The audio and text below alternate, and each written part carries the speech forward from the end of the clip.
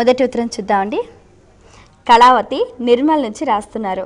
శ్రావణ మాసం విశిష్టత ఏమిటి, ఆచరించాల్సిన విధి విధానాలు ఏమిటి తెలియజేయగలరు అంటూ రాస్తున్నారు. శ్రావణ మాసం విశిష్టత ఏమిటి, ఆచరించాల్సిన విధి విధానాలు. విచిత్రం ఏమిటంటే మనమందరం కూడా ఒక టైం టేబుల్లా పెట్టుకుని ఈ రోజుని ఈ దేవతని, ఈరోజు ఈ దేవుడిని ఇలా పూజించడం అలవాటైపోయింది.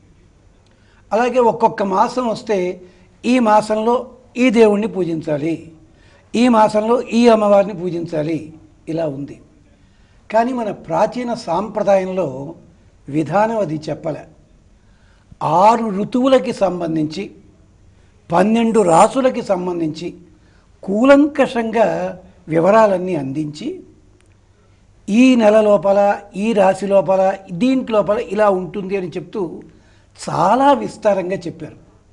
కానీ కొన్ని ఆచారాలు అలవాటైపోయి శ్రావణ మాసం అనగానే లక్ష్మీదేవిని పూజించాలి. కానీ విచిత్రం ఏమిటంటే ఈ లక్ష్మీదేవిని పూజించాలి అన్న అలవాటు ఉన్నవాళ్ళు ఎంతమంది శ్రావణ మాసంలో లక్ష్మీ స్తోత్రాలు చదువుతున్నారు? చదవటల్లా. ఎంతసేపు కూడా ఆ స్తోత్రం అనేసరికి మళ్ళీ లలితా సహస్రం వీటి మీద పెడుతున్నారు. అంటే మరి లక్ష్మీ సహస్రం ఉంది, లక్ష్మీ అష్టోత్తరం ఉంది, లక్ష్మీ అష్టకం ఉంది, శ్రీ సూక్తం ఉంది, ఇలాంటివన్నీ ఉన్నాయి. అంచేత దానికన్నిటికీ కలిపి సమాధానం చెప్పాలి. ఈ శ్రావణ మాసంలో మొదటగా ఆహార నియమానికి సంబంధించి చెప్పేది ఏమిటి అంటే, చాతుర్మాస్య దీక్షలో పెద్దలు ఆకుకూరలు వరుసగా 4 వదిలిపెడతారు. అలాగే ద్విదళములు అని అంటారు, అంటే పప్పు ధాన్యాలు 4 వరుసగా వదిలిపెడతారు. ఇలాంటివన్నీ మన ఇళ్లలో చెయ్యలేము. అంచేత ఇది వర్షాకాలము ఋతువు గనక ఈ రోజుల్లో హాయిగా అరిగేలాంటి, తేలికగా అరిగేలాంటి పదార్థాలు చేసుకోవాలి. అయ్యా, మీరు పూజతోటి మొదలు పెట్టకుండా తిండితోటి మొదలుపెట్టారేమిటి అంటారా? అందరం సత్యనారాయణ స్వామి వ్రతం అనగానే ఎన్ని కిలోల రవ్వ కేసరి చేయాలో ఆలోచిస్తాడు తప్ప మిగిలిన వాటికి ఆలోచించరు. అదే పద్ధతిలో ఇక్కడ ముందు ఆహార నియమం అవసరం. ఆహార నియమానికే పేరు ఆచారము. ఆచర అంటే బాగుగా తినుట. ఏది తింటే మన ఆరోగ్యం సక్రమంగా ఉండి పూజ మీద దృష్టి ఉంటుందో అది చేయడం. ఇది మొదటిది.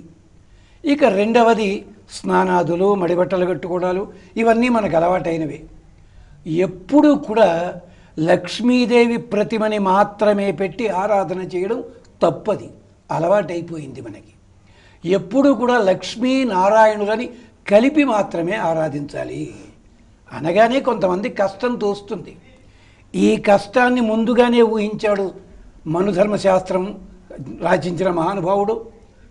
మంకణ సంహిత, స్వయంభువ సంహిత, ఇలాంటి వాటిల్లో లక్ష్మీదేవి ప్రతిమని పెట్టడానికి మీరు ముందు ముగ్గు వేయండి. 8 దళములతో ముగ్గు వేయండి. ఆ 8 దళముల ముగ్గు సాక్షాత్తుగా శ్రీమన్నారాయణుడు. అంచేత ఆ ముగ్గు మీద అమ్మవారిని స్థాపన చేయండి. ద్విభుజలక్ష్మి కానీ, చతుర్భుజలక్ష్మి కానీ, కూర్చున్నట్టుగా కానీ, నిలబడి ఉన్నా కానీ, ఏనుగులతో కానీ, ఏనుగులు లేకుండా కానీ, ఇలాగా నియమం ఏర్పాటు చేశారు. అప్పుడు చాలా సూక్ష్మమైన పద్ధతి ఏమిటి అంటే, ముందుగా అష్టోత్తరములు చదువుకుని తరువాత నామావళితోటి ఆరాధన చేయడం. అంతేకాదు కొంతమంది ఏం చేస్తారంటే, మొదటి రోజుని పాలు, రెండో రోజు పెరుగు, తరువాత నెయ్యి, తేనె, కొబ్బరి నీరు, తరువాత పసుపు, కుంకుమ, గంధము, పువ్వులు, ఇలా ఒక్కొక్క ద్రవ్యంతో ఆరాధన చేయడం. కొంతమంది అయితే గవ్వలతో ఆరాధన చేస్తారు. గవ్వలు కూడా లక్ష్మీ స్వరూపమే. తర్వాత కొంతమంది తులసి మొక్కను అక్కడ పెట్టి చేయడం. ఇలాగ అంటే వాళ్ళ విభవం కొద్దీ, అవకాశం కొద్దీ అలంకరించి చేయడం.